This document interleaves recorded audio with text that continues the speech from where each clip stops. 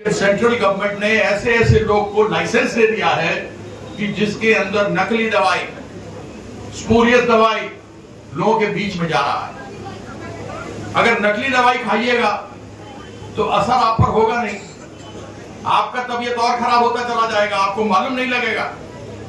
और उसके बाद फिर अस्पताल को जाकर लोग कहते हैं कि आपने क्या दवाई दिया, हमारा व्यक्ति मर गया, कोई आपका दवाई देने के बाद भी नहीं खाया। इसलिए जो दायित्व हमारी बड़ी दीदी ने दिया है, फार्मास्यूटिकल जरूरी में आए, फर्टिलाइजर जरूरी में आए, आवश्यक में आए, इसको लेकर हम लड़ाई लड़ रहे हैं। हमने कमेटी के अंदर बात रखा है, वही कमेटी में आगे बात चलती रहेगी। रखा है फार्मास्यूटिकल मतलब दवाई जो आप प्रिस्क्राइब करते हैं कि भाई मरीज को ये दवाई खाना है, उसको भी गैर जरूरी कर दिया है, क्योंकि वह अब सारे अस्पताल को और फर्टिलाइजर को प्राइवेट हाथ में सेंट्रल गवर्नमेंट देना चाह रही है। हमको बताइए आम आदमी का कैसे भला होगा, हमारे किसान का कैसे भला होगा। जितना इस बार खाद आना था हमारे देश में, वह खाद इसलिए नहीं आया क्योंकि ओपन जनरल लाइसेंस में जो निजी लोग था, प्राइवेट लोग था, उसका दाम बढ़ रहा था युद्ध होने के कारण से, तो वो लोग फर्टिलाइजर नहीं मंगाया और हमको कमी हुई। उसी प्रकार से दवाई, केंद्र सरकार लोन लाइसेंस देता है, यानी कोई बड़ा कंपनी है वो किस तरीके से रिसर्च एंड डेवलपमेंट करेगा।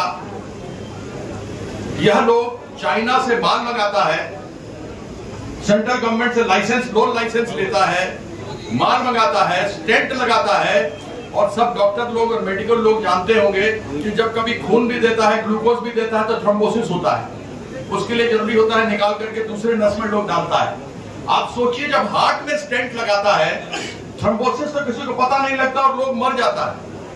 यह नकली स्टेंट सेंट्रल गवर्नमेंट अपनी तरफ से लोगों को लाइसेंस दे रहा है और हजारों का हजार लोग मर रहा है। इसके रोक के लिए हमको जो दीदी दायित्व दी है, हम उसके लिए लड़ाई लड़ रहे हैं।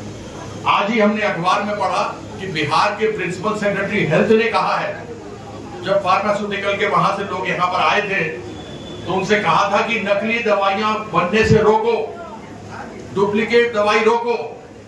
लेकिन सेंट्रल गवर्नमेंट ने ऐसे ऐसे लोग को लाइसेंस दे दिया है कि जिसके अंदर नकली दवाई, स्पूरियस दवाई लोगों के बीच में जा रहा है। अगर नकली दवाई खाइएगा तो असर आप पर होगा नहीं, आपका तबीयत और खराब होता चला जाएगा, आपको मालूम नहीं लगेगा। और उसके बाद फिर अस्पताल को जाकर लोग कहते हैं कि आपने क्या दवाई दिया, हमारा व्यक्ति मर गया, कोई आपका दवाई देने के बाद भी नहीं खाया। इसलिए जो दायित्व हमारी बड़ी दीदी ने दिया है, फार्मास्यूटिकल जरूरी में आए, फर्टिलाइजर जरूरी में आए, आवश्यक में आए, इसको लेकर हम लड़ाई लड़ रहे हैं। हमने कमेटी के अंदर बात रखा है, वही कमेटी में आगे बात चलती रहेगी।